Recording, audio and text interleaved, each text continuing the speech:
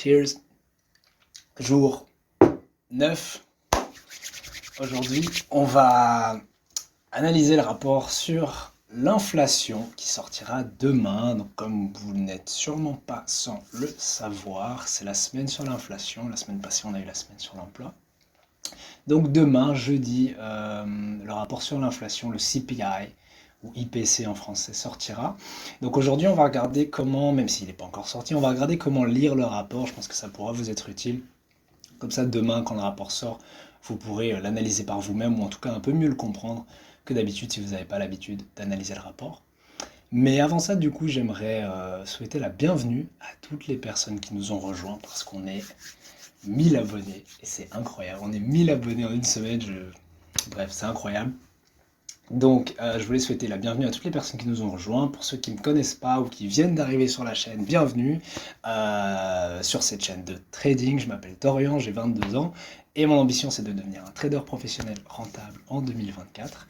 Et donc, pour voir si j'atteins mon objectif, je vais faire une vidéo par jour tous les jours de cette année. Et comme ça vous permettra d'une part de suivre ma progression, de voir aussi si j'arrive à atteindre mon objectif, et puis aussi l'avantage c'est qu'on peut échanger dans les commentaires ou quoi pour progresser ensemble dans cette aventure vers le monde du trading professionnel. Mais donc sans plus attendre, on va passer sur l'ordi, on va aller voir tout ça. Donc l'inflation, je pense que j'ai plus besoin d'expliquer ce que c'est.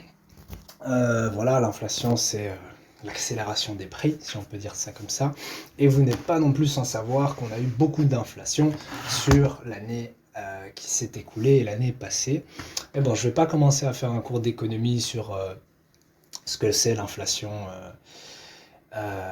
etc. On va simplement directement voir comment analyser le rapport. Donc, vous pouvez aller sur Forex Factory, qui est relativement bon, pour avoir un calendrier économique. Et donc on va directement aller voir du coup le rapport qui s'appelle du coup le CPI qui est le Consumer Price Index, donc l'indice des prix à la consommation, ça se dit IPC en français, qui est publié par le Bureau of Labor Statistics. Et donc quand vous cliquez sur Latest Release, ça vous ouvre la dernière publication du CPI.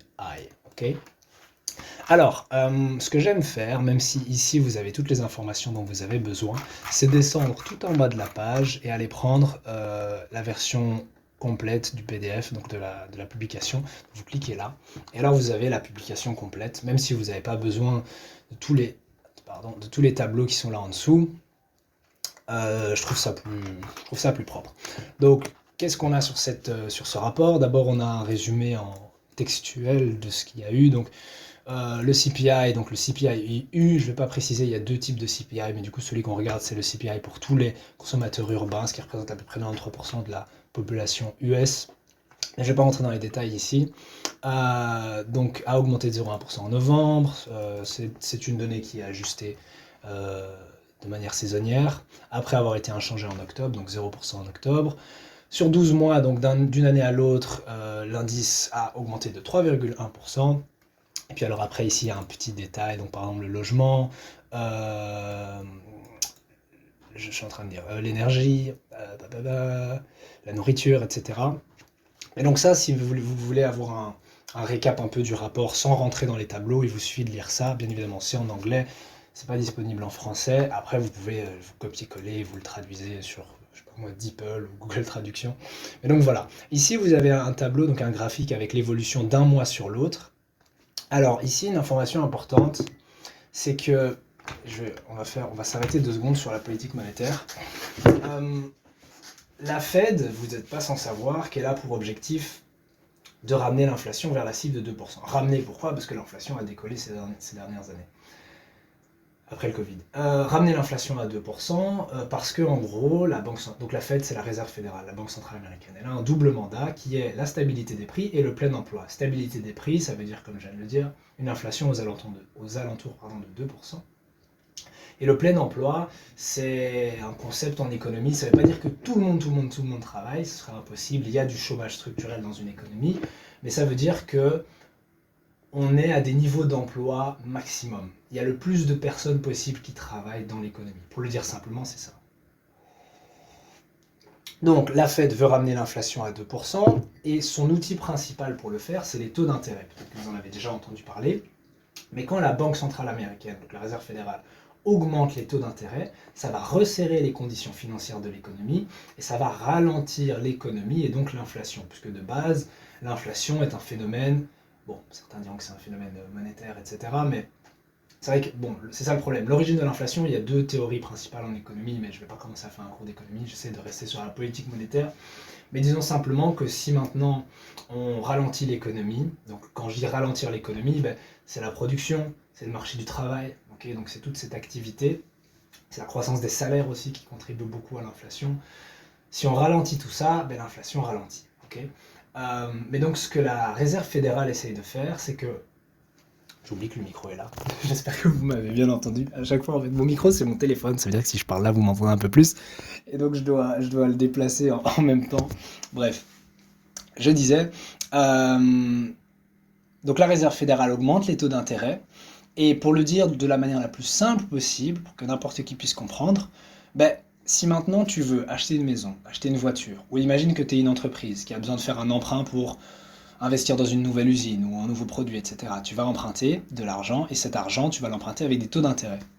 Ces taux d'intérêt que tu vas payer sont déterminés, pour le dire très simplement, par la Banque centrale américaine. Alors pas directement, le processus est bien plus compliqué que ça, mais disons simplement que si la Banque centrale américaine augmente les taux d'intérêt que tu vas avoir à l'emprunt ou sur le crédit, etc. en banque vont être plus élevés. Et à l'inverse, si elle diminue, les taux vont être plus élevés.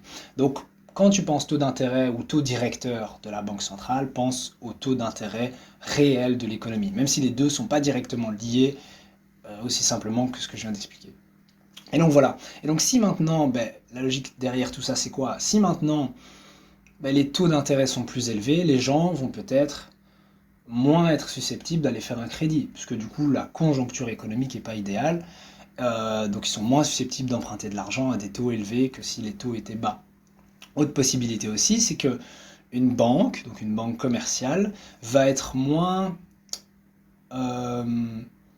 enclin à vouloir prêter de l'argent. Donc disons qu'elle va être plus stricte sur les personnes à qui elle prête de l'argent. Pourquoi? Parce qu'avec des taux d'intérêt plus élevés, c'est plus difficile de rembourser son crédit. Donc elle va faire attention aux clients à qui elle prête de l'argent pour être sûre de pouvoir récupérer cet argent qu'elle a prêté.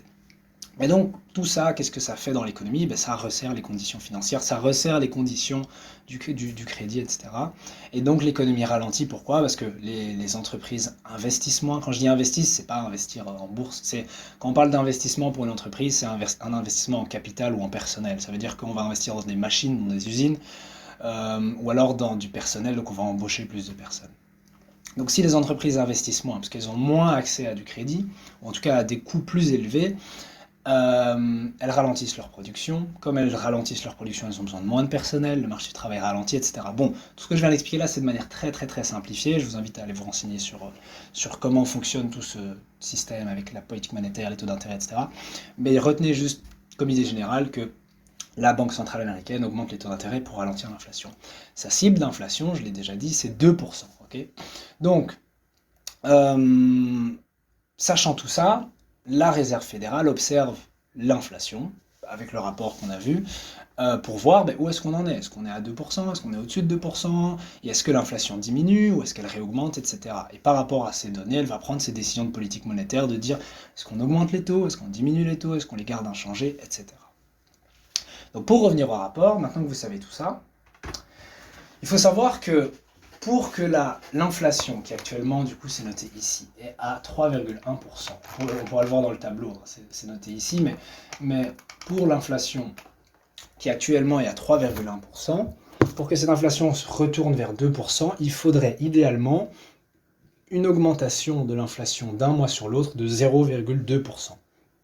Ça veut dire que si l'inflation, chaque mois, n'augmente que de 0,2%, ça devrait permettre à l'inflation globale, sur un an, de revenir à la cible de 2% au fur et à mesure. Okay. Donc quand on a des résultats comme 0% ou 0,1% ici, c'est très encourageant. Quand maintenant on a des résultats de 0,4 ou 0,6%, c'est moins encourageant. Ces hausses-là, d'ailleurs, si on va regarder, on pourra l'analyser après ensemble, elles sont essentiellement dues à la hausse des prix de l'énergie qu'on a observé du coup au mois d'août et au mois de septembre. Ok? Donc retenez juste deux chiffres clés, 2% pour l'indice global, qui est à 3,1 pour l'instant, et 0,2% pour l'indice d'un mois sur l'autre. Et tout va se baser autour de ces chiffres-là. Est-ce que l'inflation est au-dessus de 2% en rythme annuel et est-ce qu'elle est aux alentours de 0,2% en rythme mensuel? Il faut aussi savoir, et je vais en parler, je vais faire une mini parenthèse, mais il faut aussi savoir que quand la Fed parle de 2%, en réalité, elle ne regarde pas vraiment l'IPC, donc le rapport qu'on a là. Elle regarde plutôt le PCE, donc c'est le PCE Price Index, donc c'est le Personal Consumption Expenditure Price Index. Donc, pour le dire en français, c'est l'indice des prix sur base des dépenses personnelles de consommation aux États-Unis. Donc c'est peut-être que vous en avez déjà entendu parler, c'est le fameux PCE. Et donc elle va regarder le PCE, particulièrement le core PCE, donc l'indice PCE, l'indice des prix PCE sous-jacent, pour voir si cet indice se rapproche de 2%. Pourquoi? Pourquoi elle préfère le PCE au CPI? Parce que le PCE est une mesure plus fiable de, de l'inflation qui touche les consommateurs. Mais bon, je ne vais pas parler du PCE aujourd'hui, mais retenez juste que il y a les données sur l'inflation de l'IPC, il y a les données sur l'inflation du PCE. Et puis il y a même aussi d'autres mesures de l'inflation, mais c'est les deux principales qu'on va regarder. Bref, donc pour revenir au CPI, maintenant que je vous ai donné les valeurs clés, ici on a encore un graphique, mais du coup c'est plus... Ah ben on n'avait pas l'autre, pardon. Donc ici c'est la valeur sur 12 mois pour l'indice global, donc all items, tous les items, tous les objets, et l'indice sous-jacent. L'indice sous-jacent c'est quoi? C'est la mesure de l'inflation sans les prix de l'énergie et de la nourriture. Pourquoi sans les prix de l'énergie et de la nourriture? Parce que ces deux composantes ont tendance à être très volatiles d'un mois sur l'autre. Vous en doutez, les prix de la nourriture, par exemple, vont beaucoup varier en fonction du climat, de la météo. Si maintenant on a des périodes de sécheresse, ou on a des périodes de fortes pluies, ou de très grand froid, la production de n'importe quelle chose qui pousse de nourriture peut fortement diminuer. Et si la production diminue, forcément on a des problèmes d'offres, et donc du coup l'offre et la demande ne sont plus équilibrées, et à ce moment-là on a une augmentation des prix. Donc ça c'est une première chose. Et puis c'est la même chose avec le pétrole. Vous n'êtes pas sans savoir que le pétrole est contrôlé par un cartel, enfin un cartel ça veut pas dire un truc genre en mode narcotrafiquant et tout. Cartel, ça veut juste dire un groupe, ok. Un cartel qui s'appelle l'OPEC, ok. Donc c'est les géants pétroliers qui contrôlent du coup l'offre de pétrole. Et donc s'ils réduisent l'offre de pétrole, les prix vont augmenter. Et donc du coup, les prix du pétrole peuvent aussi énormément fluctuer en fonction de l'offre, enfin de l'augmentation de l'offre et la diminution de l'offre de pétrole par l'OPEC. Autre impact sur le marché du pétrole, forcément c'est les conflits au Moyen-Orient qu'on a actuellement. Pourquoi? Parce que, ce que je dise pas de bêtises.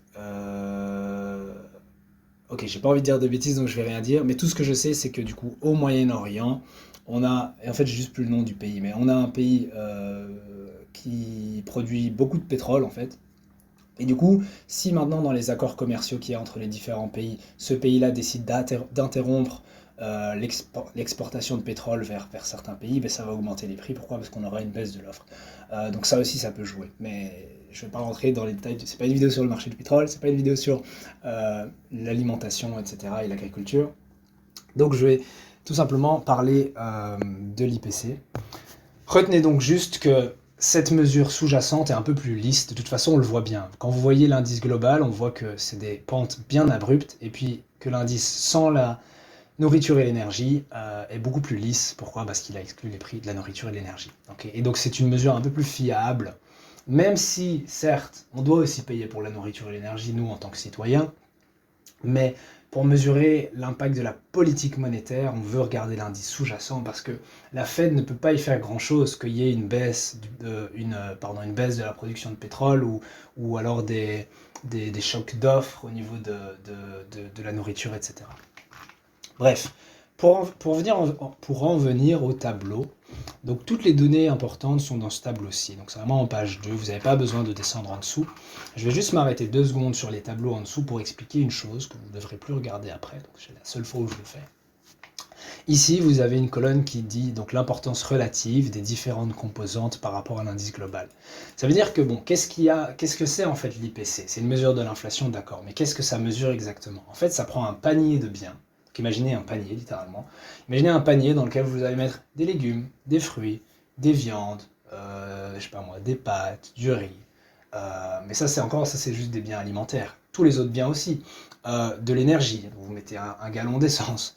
De l'électricité. Bon, je sais pas, je peux pas mettre de l'électricité en tant que telle, mais en gros, tous les biens et services, et les services, c'est important de le dire, de l'économie, on va mesurer leur prix d'un mois sur l'autre, et puis on va avoir une mesure de l'inflation, et on saura dire, ok, en moyenne, les prix dans l'économie ont augmenté, ont diminué de X%, etc. Et donc c'est aussi important de savoir quelle composante joue le plus dans l'indice global. Je ne sais pas si c'est clair, ou je vais juste dire ce que j'ai à l'écran. Par exemple, ici, pour l'indice global, la nourriture représente 13%.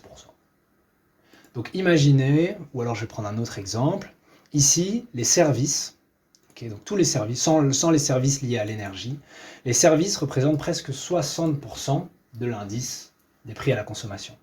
Donc vous vous en doutez, si maintenant on observe par exemple une forte hausse, imaginons ici, ce qui n'est pas le cas, enfin quoi que c'est 0,5, mais une forte hausse, imaginons que ça sera 1%, 2% d'un mois sur l'autre. Mais ça va avoir un gros impact sur l'indice global, puisque du coup ça compte pour 60% de l'indice global.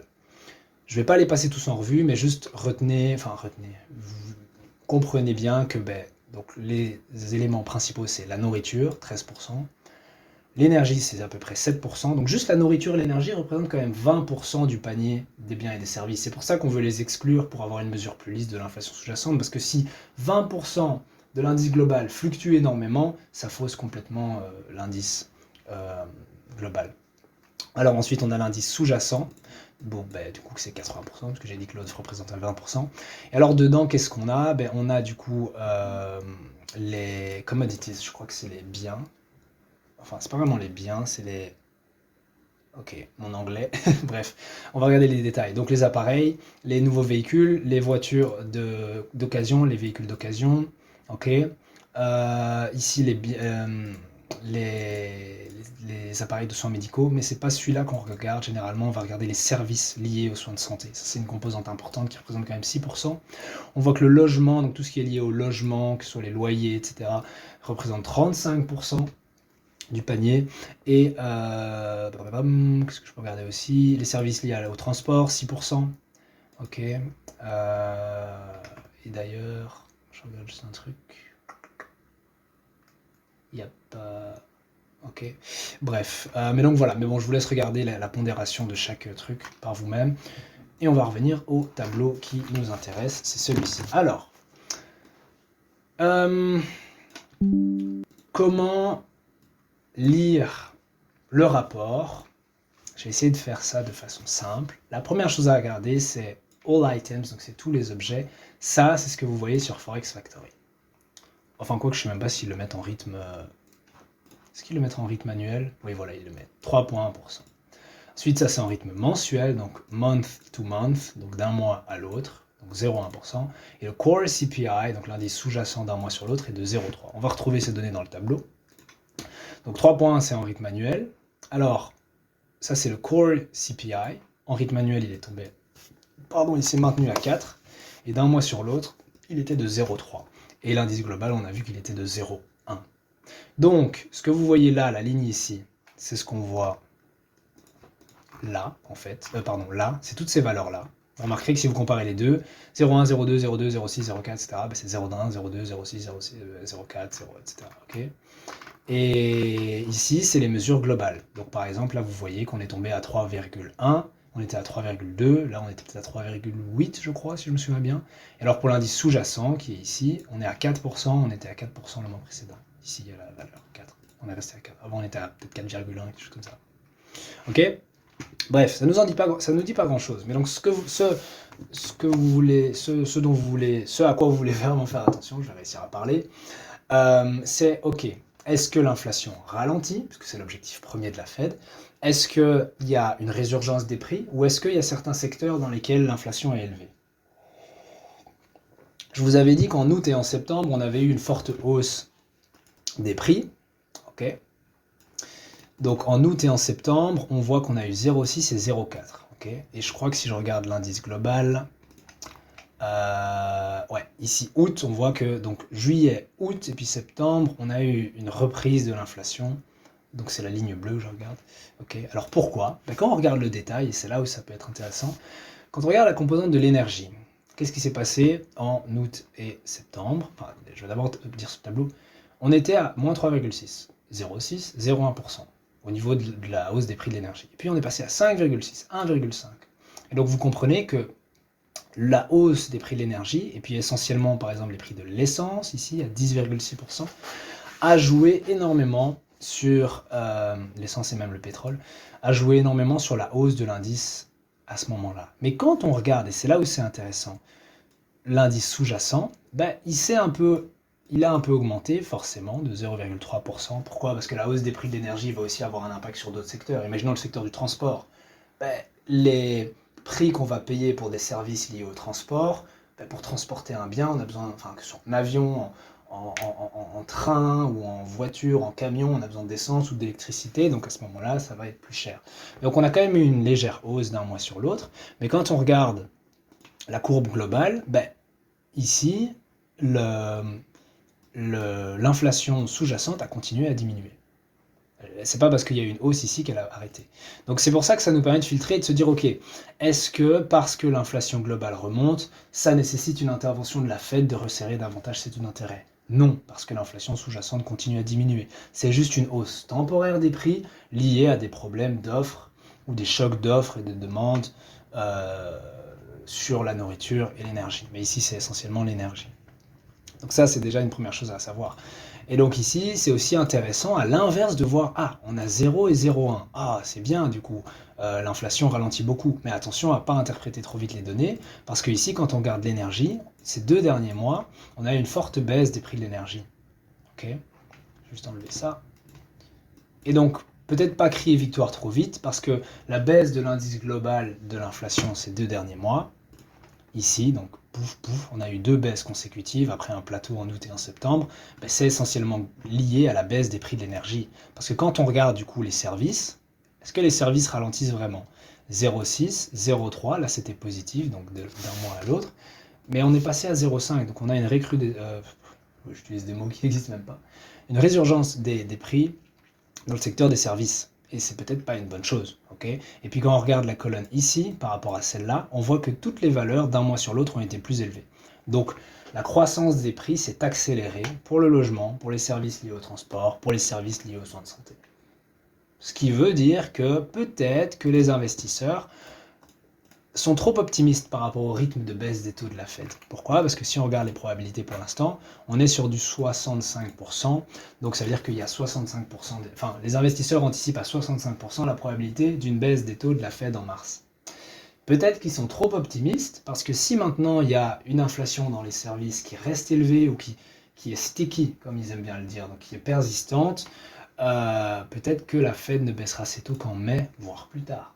Bon, plus tard, je pense pas, mais en mai au lieu de mars, ce qui repousserait les attentes des investisseurs en matière de taux à plus tard dans l'année, et du coup ce serait positif pour le dollar, parce que ça ferait augmenter les rendements, etc. Ce serait hawkish, entre guillemets, pour le dire simplement. Okay, ce que je peux vous montrer aussi, et ça peut être intéressant de le faire, c'est on voit que donc, les prix de l'énergie ont beaucoup augmenté en août et en septembre, et effectivement, si vous regardez, une manière de mesurer le petrol, c'est de prendre le Brent, ok, donc BRN1, point d'exclamation, le Brent Crude Oil, et alors on voit que donc août et septembre, c'est ici, août à septembre, à là, et on voit effectivement que les prix ont vachement augmenté, et qu'à l'inverse, depuis du coup début octobre, ou même plutôt depuis fin octobre, parce qu'après on a eu une résurgence à nouveau des prix,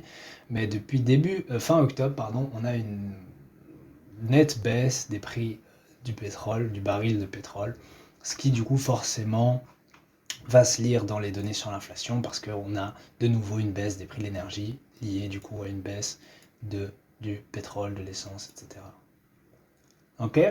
Bon, Je sais pas s'il y a besoin d'en dire plus, parce que je crois que vous avez compris la dynamique, un peu l'idée. C'est, voilà, ça sert à rien de tout lire bêtement, faire chaque ligne, et commencer à prendre des notes. Alors, la nourriture à la maison a augmenté de la nourriture en dehors de la maison. Non, ça sert à rien. Juste regarder les composantes intéressantes. Par exemple, il y a quelques mois, avec le conflit au Moyen-Orient, qui avait explosé, on a vraiment regardé les prix de l'énergie. Est-ce que ça aura un impact sur les prix de l'énergie? Donc les investisseurs regardaient, ok, est-ce qu'il y a un changement? Non, les prix de l'énergie semblent toujours diminuer. Ok, c'est bien. Par contre, la Fed a dit par exemple que les prix dans le secteur des services étaient quand même assez persistants et elle aimerait bien voir du coup une inflation dans le secteur des services qui diminue, parce que pour l'instant on est à 0,4, 0,3, 0,4, 0,4, 0,6, 0,3, 0,5. Ça peut être intéressant aussi de regarder la moyenne à 3 mois. Donc on aimerait bien voir des progrès dans l'inflation des services. Et donc pour demain, par exemple, ça serait intéressant de regarder toutes ces composantes-là, voir si du coup le rythme d'accélération ou euh, le rythme de hausse de l'inflation ralentit par rapport au mois précédent. Ça serait intéressant. Qu'est-ce qu'on peut regarder aussi? Les véhicules usagés. Ça aussi. On voit qu'il y a après donc 1, 2, 3, 4, 5 mois de baisse des prix pour les véhicules usagés, enfin les véhicules d'occasion. On a eu une hausse de 1,6%. Tiens, c'est curieux, ce serait intéressant de voir pourquoi. Si on regarde par exemple l'électricité aussi, tiens, en novembre, on a eu, après 0,3% en octobre, on a eu une hausse de 1,4% de l'électricité. Peut-être parce qu'on rentre dans la période d'hiver et que du coup les journées sont plus courtes, les gens utilisent plus d'électricité à la maison, je sais pas, mais donc il faut essayer de voir les données et de tirer un peu des conclusions pour ensuite comprendre, parce que c'est quoi le but de tout ça? C'est de comprendre la dynamique des prix dans l'économie américaine. Et attendez, je réfléchis juste. Je regarde si j'ai un peu tout passé en revue. Ouais, je pense qu'on peut. Ouais. Donc, c'est quoi le but de tout ça? Pour pas se perdre dans les données. Le but de tout ça, je prends mon micro avec moi. Le but de tout ça, c'est de ne pas c'est d'évaluer du coup la situation de l'économie américaine, particulièrement l'inflation, et de voir du coup quelle est la trajectoire de l'inflation. Est-ce que l'inflation ralentit? Est-ce qu'il y a des pressions inflationnistes, etc. Bien évidemment, un rapport tout seul ne nous dit pas grand-chose. Il faut regarder plusieurs rapports. Mais retenez simplement que, en interprétant correctement ce rapport, vous pouvez avoir une idée de ce que la Fed, donc la Réserve fédérale américaine, va faire au niveau de ses taux d'intérêt. Est-ce qu'elle va les maintenir stables? Est-ce qu'elle va les augmenter? Est-ce qu'elle va les diminuer? Pour l'instant, les investisseurs considèrent qu'on est à la fin du cycle de resserrement monétaire et que donc la Fed n'augmentera plus ses taux d'intérêt. Mais si maintenant l'inflation est plus persistante que prévu, peut-être que la Fed va maintenir ses taux à des niveaux élevés pendant une période prolongée.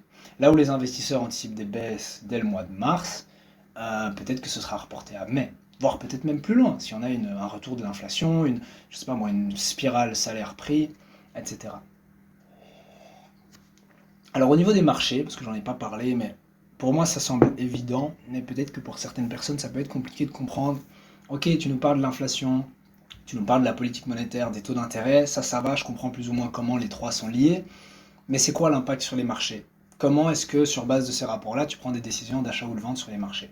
Pour ceux qui ne le savent pas encore, personnellement, je trade surtout l'euro-dollar. Donc du coup, l'inflation US va avoir un gros impact sur le dollar et donc par conséquent sur l'euro. Pour essayer de le dire le plus simplement possible, tout soupçon d'une politique monétaire restrictive, et je vais expliquer après ce que je veux dire par là, va être positif pour le dollar et les rendements. A l'inverse, tout signe d'assouplissement de la politique monétaire va être négatif pour le dollar et les rendements. Je m'explique. Sans rentrer trop dans les détails, si on pense que la Fed va... Du coup, bon là on n'est plus... La question de hausse ou baisse des taux ne se pose plus. On n'est plus dans une optique de la Fed va augmenter les taux. Mais qu'est-ce qui serait du coup restrictif comme politique monétaire de la Fed? Ce serait le maintien des taux à leur niveau actuel, qui sont en territoire restrictif, ils sont quand même à plus que 5%, pendant une période prolongée. Donc par exemple, les taux sont à des niveaux élevés et on les garde comme ça pendant plusieurs mois. Et plus on les garde longtemps, plus c'est restrictif. Pour l'instant, comme je l'ai dit, les investisseurs anticipent une baisse des taux en mars, mais imaginons maintenant que les données nous montrent que l'inflation est persistante et que ça nécessitera de garder les taux d'intérêt élevés, peut-être au-delà de mars, donc jusqu'en mai, et alors envisager une baisse en mai seulement. À ce moment-là, du coup, ça enverrait comme message aux investisseurs, ok, la Fed va rester hawkish, ou en tout cas va rester en territoire restrictif plus longtemps. Ça va repousser les anticipations des investisseurs à plus tard dans l'année, ça va faire monter les rendements. Pourquoi? Parce qu'on réévalue de manière hawkish, de manière restrictive, la politique monétaire, ou l'idée qu'on se faisait de la politique monétaire. Donc ça va pousser les rendements américains à la hausse, le 10 ans, le 2 ans. Ça va pousser le dollar à la hausse par la même occasion, parce qu'il y a une corrélation entre les rendements américains et le dollar US. Et ben, comme le dollar du coup va monter, ça va faire baisser l'euro. Mais donc pour demain, la seule chose, si on devait le dire en une phrase ou en une idée, que vous devez garder à l'esprit quand le rapport sur l'inflation sort, c'est est-ce que l'inflation est-ce qu'on a une surprise à la hausse ou est-ce qu'on a une surprise à la baisse? Ou est-ce qu'on n'a pas de surprise? C'est possible aussi. Parce que pour l'instant, les investisseurs s'attendent à une légère hausse de l'inflation globale. Attendez, que je dise pas de bêtises. Attendez, parce que ça, j'ai pas envie de vous dire des bêtises, mais on va regarder ensemble. Pour l'instant, donc les anticipations du marché, c'est pour une légère hausse de l'inflation globale à 3,2%. Et alors, mais je l'ai noté dans mon calendrier, parce que c'est pas noté ici. Pour l'inflation sous-jacente, on s'attend... Oula. Pour l'inflation sous-jacente, on s'attend à une légère baisse de l'inflation sous-jacente, essentiellement liée à une baisse des prix de l'énergie. Et en rythme mensuel, on s'attend à un résultat de 0,2 et 0,2. Alors si maintenant c'est ça qui sort, comment interpréter? Parce qu'on va dire oui, mais donc l'inflation globale augmente, donc c'est hawkish, mais l'inflation sous-jacente, donc de base, le core CPI, diminue, donc c'est dovish. Alors parfois ça peut être compliqué. La question à ce moment-là, c'est de savoir dans quelle mesure est-ce que les investisseurs interprètent les données comme justifiant une baisse des taux de la Fed en mars. Donc est-ce que l'inflation ralentit suffisamment ou montre suffisamment des signes de ralentissement que pour parier sur une baisse des taux de la Fed en mars? Entre guillemets, est-ce que la trajectoire de l'inflation est positive? Positive dans le sens bonne pour la Fed qui veut ramener l'inflation à 2%. Même si on observe une hausse de l'inflation globale à 3,2%, si on constate dans le détail des données que cette hausse est liée par exemple à une hausse des prix d'énergie et que donc ça n'a rien à voir avec la politique monétaire de la Fed, mais que les autres composants, comme je l'ai dit, les véhicules usagés ou les services, à l'exclusion des services liés à l'énergie, etc., diminuent par rapport au mois précédent, ou même qu'on observe des surprises à la baisse dans ces données-là, mais on pourrait être plus confiant, plus rassuré à l'idée de se dire, ok, l'inflation est sur la bonne trajectoire, la Fed n'aura pas besoin de garder ses taux en territoire restrictif aussi longtemps. Et alors il y a des chances pour que ces paris-là, qui sont à 65%, augmentent à 70, 80%, etc. après la publication, en mode ok, la Fed peut baisser ses taux en mars, on est confiant pour ça. Mais si maintenant on a une surprise à la hausse, imaginons qu'on est, je sais pas moi, 0,3% en impression ici, voire plus, ou bien que l'indice core ne tombe pas à 3,8, il tombe moins que ça, à 3,9 où il reste à 4. Ou bien que l'indice global, par exemple, augmente encore plus que 3,2%. Bref, si on a une surprise à la hausse ou qu'on a un sentiment que l'inflation est persistante et plus difficile à combattre que ce qu'on avait prévu, à ce moment-là, les investisseurs vont complètement repousser les anticipations de baisse et vont dire non, il est trop tôt pour baisser les taux, en tout cas mars c'est trop tôt, on va plutôt parier sur mai. Et donc ce serait positif pour le dollar. Mais dans tous les cas, je pense que, et ça n'a rien à voir avec le rapport sur l'inflation, mais je pense que les investisseurs ont été trop enthousiastes à l'idée des baisses de taux. La Fed n'anticipe que 3 baisses de taux pour 2024, les marchés en anticipent 6. Et on a une grosse baisse des rendements à la fin de l'année passée, et peut-être que les marchés se sont un peu trop précipités et que ça nécessiterait un recul des anticipations, peut-être pour plutôt mai. Ce qui veut dire que même avec ce rapport-là, peut-être que dans tous les cas, on aura un recul des anticipations vers mai, parce que quand on regarde les chiffres, indépendamment des projections du forecast, indépendamment de est-ce qu'il y a une surprise à la hausse, à la baisse, même si du coup il y a une petite différence, par exemple ici ça sera 3,3 ou 3,1, même si le chiffre dévie un peu du consensus, on est quand même dans une économie avec une inflation à 3%. Et plus même. Et ça, il faut le garder à l'esprit. Et 3%, c'est bien plus élevé que 2%. Et donc c'est important de garder ça à l'esprit dans le sens où 3% d'inflation, les gars, la Fed a encore du boulot, quoi. Donc à ce moment-là, peut-être se dire, ok, sur le moment même, à très court terme, peut-être que ça va...